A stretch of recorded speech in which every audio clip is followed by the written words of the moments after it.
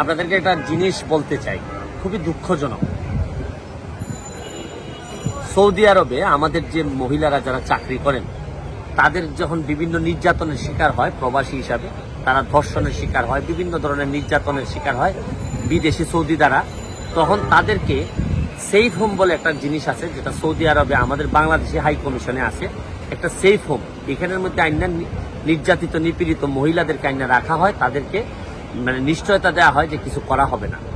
অথচ এই সেফ হোমেই আপনারা চিন্তা করবেন যে এই সেফ হোমেই নির্যাতিত মহিলাদেরকে ধর্ষণ করলেন কে? আমাদের বাংলাদেশের একজন উপসচিব। ওনার নাম কি জানেন? মেহেদী হাসান। এটা প্রমাণিত হইল। প্রমাণিত হওয়ার পর দেখলাম যে উনাকে শুধু চাকরিচ্যুত করা হয়েছে, যে না, আপনি আর এই চাকরি করতে পারবেন না। আপনি যেহেতু আমাদের নিজেদের মহিলাদেরকে, যারা প্রবাসী মহিলাদেরকে আপনি নিজেই ধর্ষণ করছেন, এই জন্য আপনি আর চাকরি করতে পারবেন না। তার চাকরি চলে গেল। একটা ক্রিমিনাল মামলা এখন পর্যন্ত হইল না।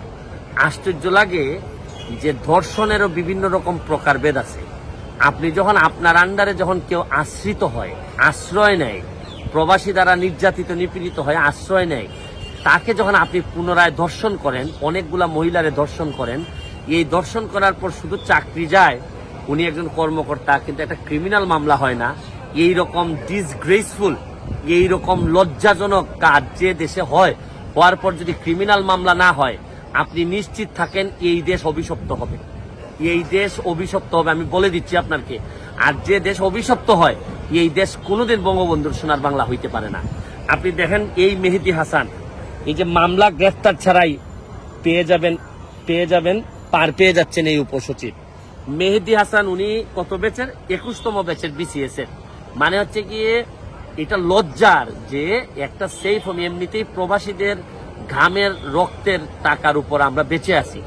এই প্রবাসীদের সেফ হোমে যারা নারীদেরকে ধর্ষণ করে, আপনারা নিজেরাই বললেন যে প্রমাণ পেয়েছেন। প্রমাণ পাওয়ার পর তাকে চাকরিচ্যুত করলেন। এখন পর্যন্ত একটা মামলা হইল না।